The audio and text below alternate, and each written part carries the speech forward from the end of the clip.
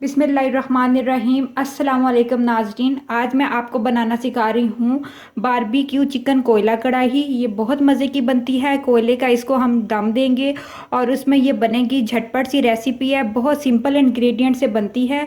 और आपके घर गेस्ट आएँ तो ये बनाएं तो खाने का मज़ा और भी डेवलप हो जाएगा। नान, खमीरी रोटी और तंदूरी रोटी के साथ आप इसको खा सकते हैं। साथ में मज़ेदार सा रायता हो। तो चलिए अब हम इसको बनाना स्टार्ट करते हैं।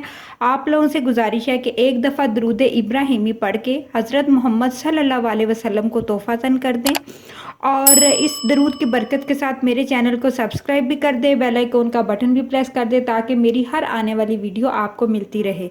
तो चलिए झटपट सी हमारी कोयला कढ़ाई बनाते हैं। देखिएगा, पूरी स्टेप बाय स्टेप देखिएगा कि मैं ये कैसे बनाती हूँ।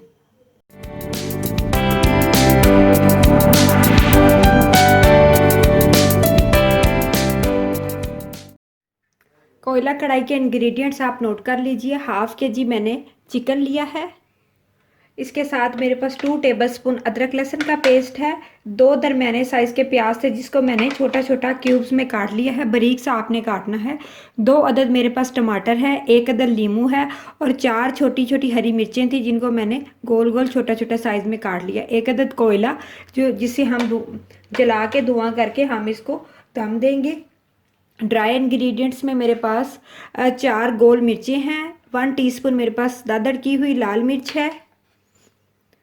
खुश्क धनिया पाउडर 1 टेबलस्पून, 1 बड़ी इलायची है, 1 दालचीनी का टुकड़ा है और 2 छोटे लौंग हैं। 1 टीस्पून मेरे पास काली मिर्च है। 1 टेबलस्पून मेरे पास ज़ीरा पाउडर है। 1 टीस्पून मेरे पास नमक है। 1 टीस्पून मेरे पास हल्दी पाउडर है। चिली गार्लिक पेस्ट 2 टेबलस्पून है। इसकी रेसिपी आपको मेरे चैनल पे मिल जाएगी। अगर आपके पास ये ना हो तो आप 2 टेबलस्पून सादा खुश्क मिर्चें डाल लें, जो सूखी लाल मिर्चें होती हैं। और 150 ग्राम मेरे पास दही है, फेंटी हुई दही आपने लेनी है। 50 ग्राम मेरे पास ऑयल है। तो चलिए अब हम इसको बनाना स्टार्ट करते हैं। सबसे पहले हम चिकन के अंदर दही को ऐड कर देंगे। दही आप थोड़ी ज़्यादा भी ले सकते हैं। इसके साथ ही टमाटर, हल्दी, नमक, खुश्क मसाले तमाम ऐड कर देंगे, लेकिन काली मिर्च और ज़ीरा पाउडर और खुश्क धनिया हम थोड़ा थोड़ा ऐड करेंगे, वो जो कि बाद में फिर हम ऐड कर देंगे। और ये साबुत मसाले भी ऐड कर देंगे। लहसुन अदरक का पेस्ट भी इसके साथ ही हम ऐड कर देंगे।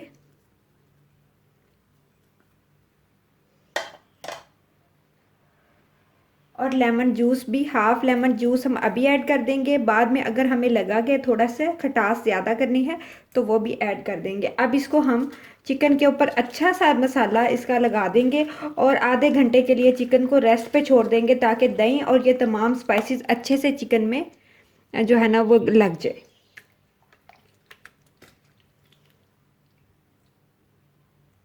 जी तो नाजरीन, इसको मैंने मसाला लगा के रखे हुए आधा घंटा गुजर चुका है। तो चलिए अब हम इसको कुक करते हैं। अगर आपके पास ज़्यादा टाइम हो तो आप इसको ज़्यादा टाइम के लिए 3 या 4 घंटे के लिए मसाला लगा दें तो ये मज़ीद टेस्टी बनेगी।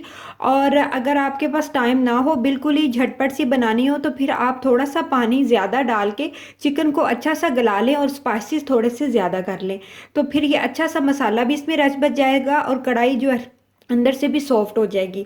मसाला लगा के रखने का मकसद यही होता है कि मसाला अच्छा सा रच जाए और चिकन भी अच्छा सा सॉफ्ट हो जाए। अगर आपके पास पपीते का पेस्ट हो या कोई ऐसा जो चिकन को गला सकता है तो ½ टीस्पून आप वो भी ऐड कर दें तो चिकन बहुत जल्दी सॉफ्ट हो जाता है। तो चलिए अब हम इसको कुक करते हैं।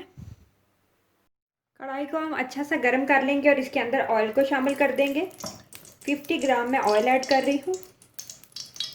अगर आपकी कढ़ाई अच्छी सी गर्म होगी तो ऑयल भी साथ ही गर्म हो जाएगा। तो मैं इसके अंदर प्याज ऐड कर रही हूँ।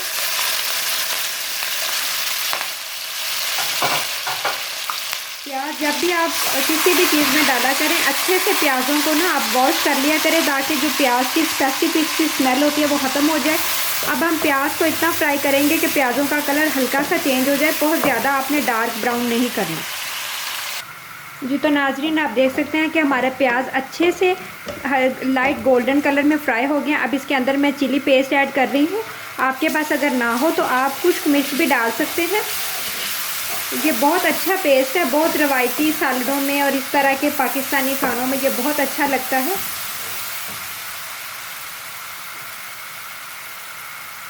टू टेबलस्पून के करीब मैं इसमें पानी ऐड कर रही हूँ ताकि जो हमने ये जो पेस्ट ऐड किया है वो अच्छा सा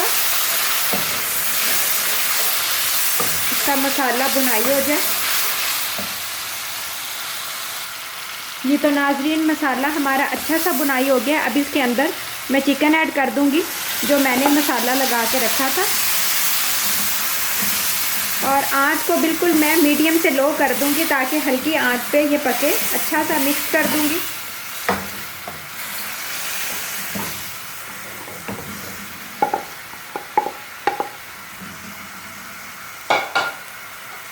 और इसके साथ ही मैं हाफ़ कप पानी भी ऐड कर दूंगी ताकि मज़ीद अच्छा सा चिकन गल जाए। और 15 मिनट के लिए मैं इसको ढक दूंगी बिल्कुल मीडियम फ्लेम पे, ताकि चिकन, प्याज और जो हमने तमाम स्पाइसेस इसमें ऐड किए हैं, इंग्रेडिएंट्स ऐड किए हैं, वो अच्छे से गल जाएं और ये कढ़ाई जो है भुनाई पे आ जाए। तो 15 मिनट के बाद मिलते हैं। वेलकम बैक नाजरीन, मैंने कढ़ाई को पकने के लिए 15 मिनट के लिए छोड़ दिया था। अब 15 मिनट गुजर चुके हैं और आप देखें कि बिल्कुल जो है ना वो तमाम जो मसाला है वो अच्छा सा ब्रेक हो चुका है और जो हमारी कढ़ाई है वो भुनाई पे आ चुकी है। तो अब हम इसको अच्छा सा भुनाई करेंगे और चिकन भी हमारा गल चुका है। इस कढ़ाई की स्पेशलिटी ये होती है कि चिकन बहुत अच्छा गला हुआ होना चाहिए। कोई भी अगर आप सालन बना रहे हैं इस तरह का या कढ़ाई बना रहे हैं तो उसमें अगर चिकन अच्छा गला हुआ होगा तो उसका टेस्ट मज़ीद डेवलप हो जाएगा। इसके अंदर अब मैंने कटी हुई हरी मिर्चें ऐड कर दी हैं और थोड़े थोड़े खुश्क धनिया जो हमने बचा के रखे थे वो ऐड कर दूँगी। थोड़ी काली मिर्च और ज़ीरा पाउडर ऐड कर दूँगी। और अब इसको मैं इतना भुनाई करूँगी कि ये बिल्कुल जो है ना, जो आपको हल्के हल्के टमाटर के पीसेस नज़र आ रहे हैं वो भी ना रहें और ऑयल बिल्कुल बाहर निकल आए। बहुत मज़े की और बहुत टेस्टी और बहुत झटपट से ये कढ़ाई बन जाती है। बारबेक्यू फ्लेवर में रमज़ान में बनाइएगा और दुआओं में याद रखिएगा। और ये जो तमाम स्पाइसेस हमने ऐड किए हैं नॉर्मली ये हमारे घरों में मौजूद होते हैं, तो बहुत जो है ना जल्दी से आप ये बना सकते हैं। मसाला लगा के रख दें और उसके बाद थोड़ी देर के आधा घंटा या 20-25 मिनट के बाद आप इसको बना लें तो बहुत जल्दी बन जाएगी। जी तो नाज़रीन, आप देख सकते हैं कि ऑयल अच्छा सा बाहर आ गया और मसाला बहुत अच्छा सा ब्रीक हो चुका है।